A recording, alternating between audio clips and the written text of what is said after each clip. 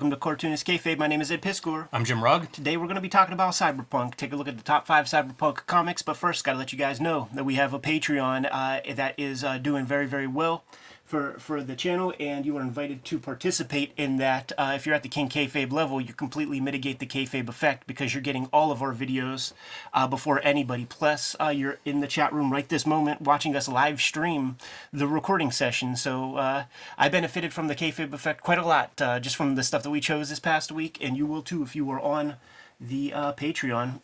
Before you is our bibliography of our comic books, and these videos are brought to you by the comic books that we make. Red Room is the focus on my plate these days. New Red Room comics are being solicited at your comic shop. Crypto Killers, issue number 1. Go to your store, put in a pre-order. Jimmy has Street Angel, Deadliest Girl Alive. Hulk Grand Design is out in the wild and is going to get that Treasury Edition format very, very soon. Plain Jane's is his shoujo, all ages girl manga. Without further ado, Jimmy, let's talk Cyberpunk comics. And throughout this conversation, I think we should have a talk about what makes up a good Cyberpunk comic, because you think about, say, those like Cyberforce and Wildcats comics that are full of tech and things. It's not Cyberpunk. It's missing a lot of important elements, and maybe we'll figure out the tropes of what it is to be a Cyberpunk comic. Let's go with an obvious one, and no particular order with these things, man. I love them all, Jimmy. Yeah, absolutely.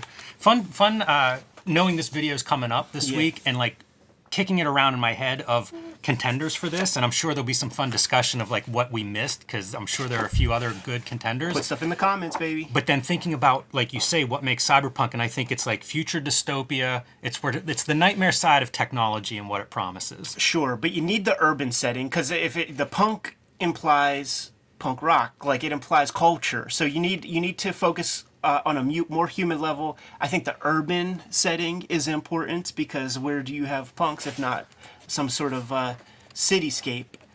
And you got to zero in kind of on a human level more often than not. But I like to see cool tech. I like to see cool vehicles, and part of that human level is like the fashions of the cyberpunk aesthetic. There are whole clothing lines that cater to a cyberpunk kind of aesthetic these days. That's a good detail, and I think Akira really has all those elements. If it didn't have the kid gang and stuff, like it might be hard sci-fi. It might just be a science fiction comic. See, that's the thing. There's like these very blurry lines between what is hard sci-fi, what is just a dystopian comic, like Clockwork Orange, not really cyberpunk. But maybe you can make the argument. I don't know. We're having that conversation today.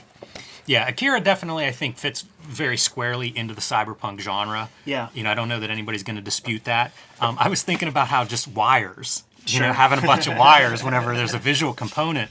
But it is interesting how it almost becomes like this codified world almost. You can imagine some of the examples that we're going to look at and how they overlap with each other, where it's like, it's almost a universe. And I think that's an important component to it, man, because you're focusing on this human level. All good science fiction, and certainly the best of cyberpunk, has a world that's developing that you don't know much about. You have your singular character that is kind of the ignorant rube, that's your stand-in, that you're going to explore and discover this world a bit. All that said, leads us to our next. One last note on Akira is stuff like taking a bike and making that the future vehicle, like sort of giving it that little bit of futuristic sci-fi cool. Here's an interesting piece. Kind of an outgrowth of fashion. The one thing I didn't look up before this video was when the Neuromancer novel came out, which is considered one of the proto-cyberpunk novels. I think it might be in the 80s even. I think it might be like 84. Oh, wow. Which would be fascinating, because Akira comes out 82 and is serialized until 1990. So it's almost like it actually like bore fruit in comics before that. I mean, way before Akira. This is often cited as like, the beginning of cyberpunk. This is 1977, Mobius and Dan O'Bannon. And it's actually 1976 in Metal Hurlant when it first sees the light of day. So. And we have done a couple of videos on this. We did one ourselves. What is it, Jimmy? The Long Tomorrow. Right, The Long Tomorrow, again, written by Dan O'Bannon and drawn by Mobius. And we did another video where Jeff Darrow joins us and walks through this, Yeah. page by page. So I encourage everybody to check those out because this is one of those great comics, regardless of cyberpunk or not, although there's no doubt that this is cyberpunk. This is practically cyberpunk 101. Right. Short and sweet. I think the whole story is about 13 pages or 15 pages, something like that. But it really lays out these tropes. And the other element this has on its sleeve that you don't see as much in Akira is attention to noir, like crime absolutely. fiction. And kind of that, often you'll get the jaded PI guy in the middle. He's not a hero. He's seen it all, and yet he's still appalled by the world outside of his apartment. Yeah, and think about Do Androids Dream of Electric Sheep, which is considered like a proto-cyberpunk novel from the 60s, Philip K. Dick. That's where your Blade Runner comes from. You have your Decker PI type guy going through this world where some wild shit is going down. Yeah, identity's a big part, I think, too, especially with the idea of like cyberspace and like who are you in these two different worlds. Right. And you see it again like right in the beginning here in Long Tomorrow where the girl who hires our hero isn't a girl at all. Yes. If we wanted to cheat, say like, okay, man, it's a top 5 list. You can only pick 5. If you wanted to cheat, you could say the works of Masamune Shirow Sure. would be a contender. That would be one of the 5. But if we had to zero in, you go with Ghost in the Shell probably. Yeah, and you talked about Akira coming out in '82 and being sort of maybe ahead of the curve on this stuff. Yes. Ghost in the Shell, decades ahead of everything. Like, it's amazing to me. When do you know when it started? 87 or something? 88? Serialized in Young Magazine from 1989 to 1991. So it kind of benefited from the juice that Akira brought to Young Magazine, and Kodansha probably was like, let's get some more of that. It makes total sense to have this following, and like a child of Akira in a lot of ways. But the tech in this stuff and the concepts that are explored, this one is cyberpunk through and through to me because it's exploring those concepts of like what are the ramifications of this technology in the future, and again with identity, like who's even in control of some of these physical bodies. Right. Yeah, hacking is a part of cyberpunk, which would be sort of like anti-authoritarian. You have this rampant high-tech infrastructure, and then you have the people that are pushing against it. Oh yeah, don't trust anybody. Even people that you think are your allies may not be who you think they are all the time.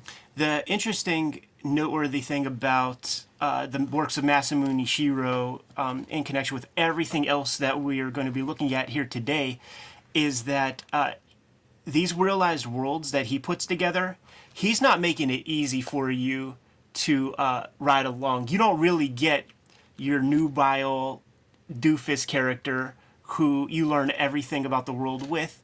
You're just dropped in. You are a fly on the wall in this fully realized world that's already going down. And if you're lucky, you might be able to hang your hat on a couple of new pieces of information. But a comic like this begs rereading. Yeah, definitely. And, human life is cheap in these things. Right. You're also seeing the juxtaposition of super high tech next to like, we'll go into a warehouse that's, very old compared to what we're seeing on the sci-fi side of things. So multiple worlds clashing. Yeah. When it comes to the works of Shiro also, I feel like there might be just a couple of bits that you can pull out and it could just be complete, like literally like the definition of hard sci-fi. But just the way his style, his approach, I think one of the other pieces that is required for good cyberpunk is something that's come up in conversation with you and I kind of a lot lately since I've been back from Japan. But attitude is a component. There's a hipness to cyberpunk. I think that's part of the punk too, the young. Yeah. Looking at this stuff, and even though we're looking at the future through kind of maybe a jaundiced view, it's still very much that youthful like expression of where does this lead? I'm a kid now with this new technology, but what's it gonna be like when I'm an adult? And yeah, it is a little bit flexible, like there's a postmodernism, I think, there that makes it a little bit hard to define at times because which elements of cyberpunk you hone in on are going to vary from book to book, from story to story. It's true. Now, we've just looked at 3 different practical comics, pen and paper, dealing with, hardcore science fiction themes. But I put it out to you, Jimmy, like, what would a cyberpunk comic look like? The 80s is a part of cyberpunk to me in a lot of ways. What would a comic book look like if they abandoned the pen and paper approach, still had the 80s vibe to it. What would that comic be, Jim? I'm so glad you asked, Ed, because again, we do have a video on it, but Shatter, Mike Science, one of my favorite comics for a million reasons, and this is a black and white edition that Planet Lair, or Planet AIT put out, and hey man, don't discard Willie Mays like that. This is a great edition though, because it's black and white, and it's funny, the original comics, the first computer comic, the colored analog, colored with the traditional methods. And it's funny, I say it's funny because color became the first mainstream application of digital in at least in Western comics. But here you see they get hold of a Mac and let's make the entire comic on this Mac. There used to be these apps, like we were raised on those 1984 Apple Macintoshes because this guy Billy Campbell went to school at my school district, and he was a very early Apple employee. He created Intuit and Big Willie, man. So he adorned the school system with these 1984 Macs that we were still using in 1994, by the way. And there were these, how it works. and there were these There's some apps. cyberpunk in that. But it would just be like plug and play clip art things that where you can make your own comics. So like it would all have this exact font as well. Yeah, I have manuals for some of those softwares because I think it's so interesting. But if you look closely, like this is the same story that we're seeing, in these other examples of cyberpunk, where it's like the PI who has just seen it all and he's world weary, and of course the people that hire him aren't on the up and up either. So you have kind of this PI story, but through the lens of how cutting edge can we be in the production of this thing. Yeah, and it's pretty interesting this edition. Not just for the content, but the backstory is like an Apple employee found, or an Adobe employee found a copy of this. I believe the publisher's wife may have been working at Adobe, and so when this book comes out and her coworkers see it, you're talking about from First Comics, the original iteration. No, this version, this new version, this black and white version, because this came out in the early 2000s. Whenever they see it, they buy the whole print run, a couple thousand copies. Because it's so compelling if you're working in this industry of like visual arts but digital. This is really, really the beginning. Yeah, certainly in the comic side of it. Look, he even introduced the Samuel L. Jackson as Nick Fury. How about that? I thought that flipping through there too. Into the comic. Also very noteworthy, Mike Sainz is this bleeding edge guy in the history of comics and comics technology where the computer is concerned. Did a couple different digital Marvel comics. And did he do DC? He's not Digital Justice. No, he didn't do Digital Justice, but he did the Iron Man graphic novel Crash, which I see pop up now and then online. Color comic. Yeah, and early 3D stuff. Dawn of Matrix is really whenever he got squarely in my sights. And as he's developing, because that would have been into the 90s, as he's developing that technology, he ends up doing like CD-ROMs and basically adult video games with it. But it's cool to see, and I think this back matter is a prototype. I think this is the first comic they tried to make before they sell Shutter and actually get it published. And you see some notes on the bottom basically talking about buying their first Mac, and Peter Gillis, the writer, when I say they, two of them working on this. I feel like the built-in Mac font was Zap Dingbats. It looks like it, doesn't it? Yeah. But pretty wild, like this is one that stylistically is also wearing that cyberpunk on its sleeve. Ed, you mentioned something about Ghost in the Shell, where it's like you're just dropped in, sort of into the fast lane. Cold. And you've got to catch up on your own. I think that's an element of cyberpunk because a lot of it comes out of prose. And when you're reading about descriptions of, say, like, I don't know, the internet, for lack of a better word for it, it's very abstract in prose. Yeah. So in your mind, like we probably all have very different ideas about like, what does this space look like that they're describing? If you can create some of that confusion visually, in a way you're keeping with the literary theme of cyberpunk. It's true. That's 4 of the top 5. 4 of the top 5. Let's round it out, man. Hardboiled. When I said that Akira is almost like a lot of these books are almost like a shared world. Yes. Couldn't you imagine Hardboiled happening in America almost concurrently with the events in Akira? Like Totally. This is also America, and it's like weird post-dystopian future. You got the high-tech Jeff Darrow self-portrait right there. This is one of the greatest images in my life. I think this is like one of the pieces that like when Frank Miller saw it, he like had to rewrite the whole gimmick. I stared and stared and stared at these pages. Yes. Like this sequence, just I had never seen anything like it in my life ever. I still haven't. An image like this is as cyberpunk as you can get, man. You got your pipes, you got your wire work, man, but then you have this like subterranean culture of hedonism. Oh yeah, look at the fashions. Internet porn in person combined with violence. Yeah, this is the whole show. Real Decker kind of character in Nixon. Giant discrepancy between your elite, this fat elite, versus like the people on the streets and in those sex performers and stuff. Yeah, that's another good piece of cyberpunk, certainly. And before Moore's law caught up to the everyman, there were dividing lines, man. Very few people could afford a $6,000 computer and a $2,000 modem. Absolutely. So keeping a little Art Deco, there's a vintage component to cyberpunk also, where you reappropriate some old school stuff, even if it is just a trench coat. You have your futuristic, all this other stuff, but then you got your roots in the 20th century somewhere. It's your classic pulp hero, wearing that trench coat and walking through the shadowy alleys of the street, the dirty streets that he's operating on. I've been the impetus for this video, man. I sort of modded a PlayStation Classic and added all kinds of games and things. I was playing Hideo Kojima's Snatcher, which is like a graphic novel. Like, it's barely a game. You're following these characters do stuff, and you're just investigating like those point and click adventures, and it's all those tropes. It got me thinking about cyberpunk and cyberpunk's relation to comics and how it's such a visual. It's such a visual genre. It's really fascinating that it was sort of at its height in literary fiction. Like the novels and stuff really pushed it forward. But there's so much to look at when you find a good piece of cyberpunk artwork, comics, movies. Yeah, and another thing that Hardboiled does, it continues that trend of the world. Yeah. Because parts of this do, like you talk about the trench coat. Parts of it do resemble 20th century or a very tactile experience. Yeah. But you look at this and you look at the cars and it's like, oh yeah, we are in this other world. Yeah. And in a lot of ways, man, it feels more like a fake world with those cars and those designs than a reality. Like we're kind of in that cyberspace whenever you're reading Hardboiled.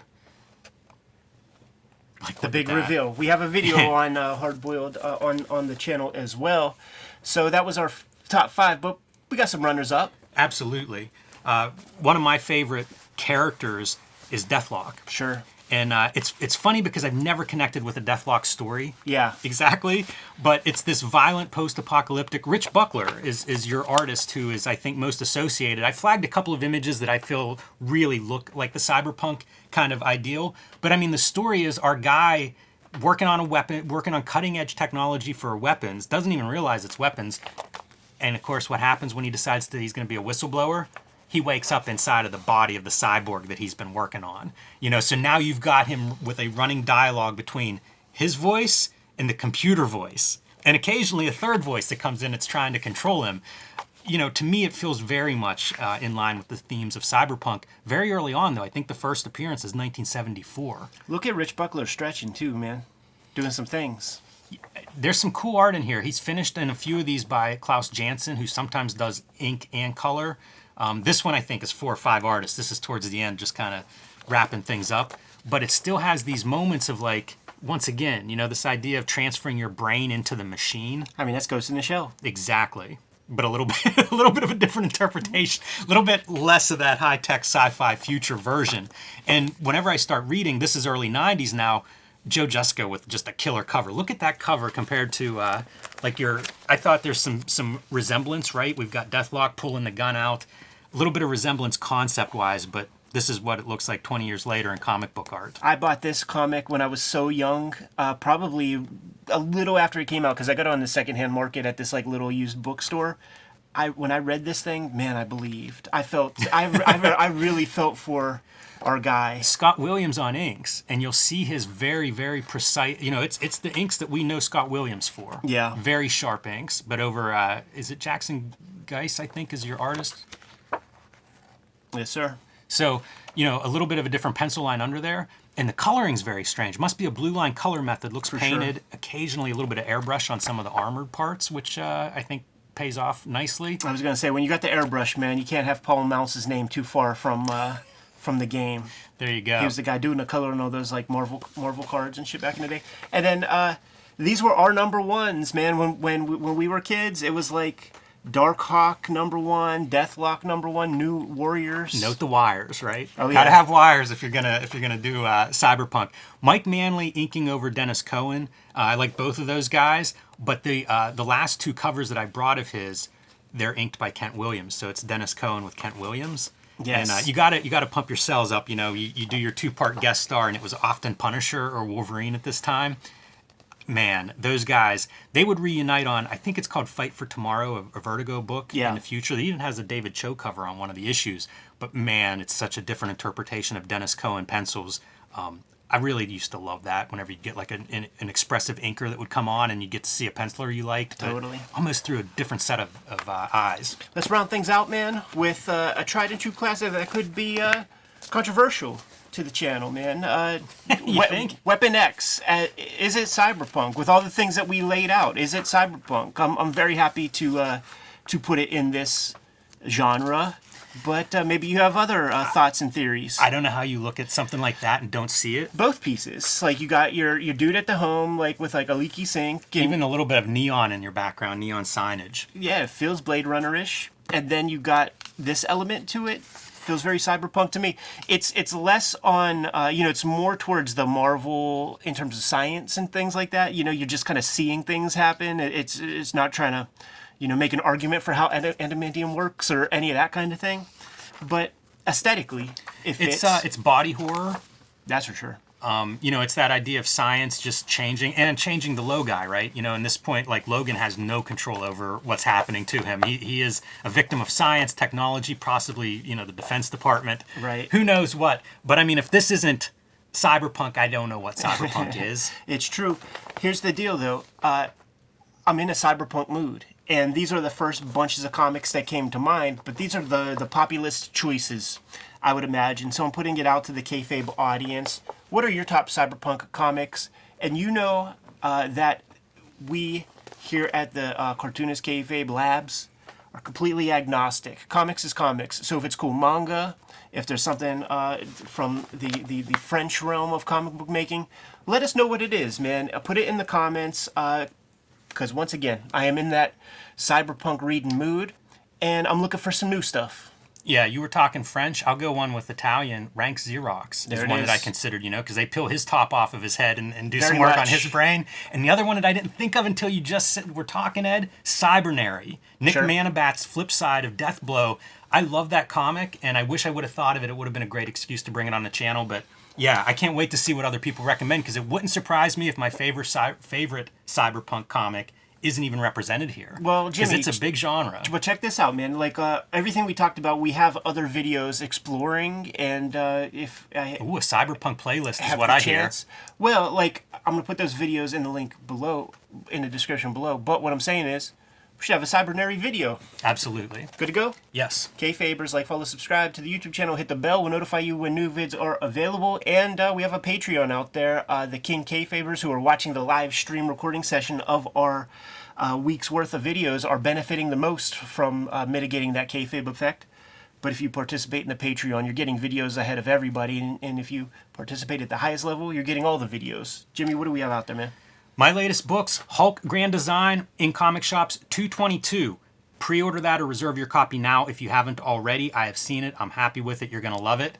Street Angel Deadliest Girl Alive, The Plain Janes, and coming soon, Street Angel Princess of Poverty. Again, pre-order that one now, and you can join me on patreon.com/JimRugg, where you can see more of my comics in progress and download out-of-print zines and mini-comics. And I got one more maybe cyberpunk question. Judge Dredd? Absolutely. Absolutely. That crossed my mind this morning, actually.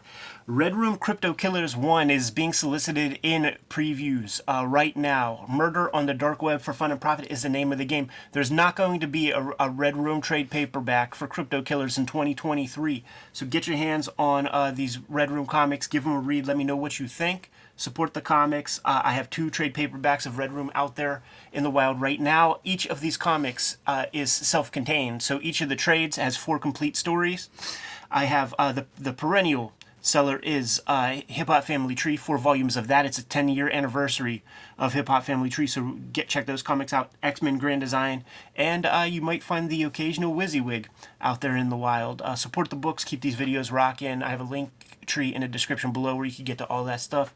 What else do we have out there, Jimmy? Aeon Flux is a perfect psychedelic cyberpunk, and we've got a video with Peter Chung. That's We're going to have a good playlist out of this, Ed. Everybody else, subscribe to the Cartoonist Kayfabe e-newsletter at the links below this video. You can also find Cartoonist Kayfabe t-shirts, merchandise, mugs, hats, fanny packs, and more at our spread shop. That link is also below this video. Great way to support the channel. Given those marching orders, we'll be on our way. Read more comics.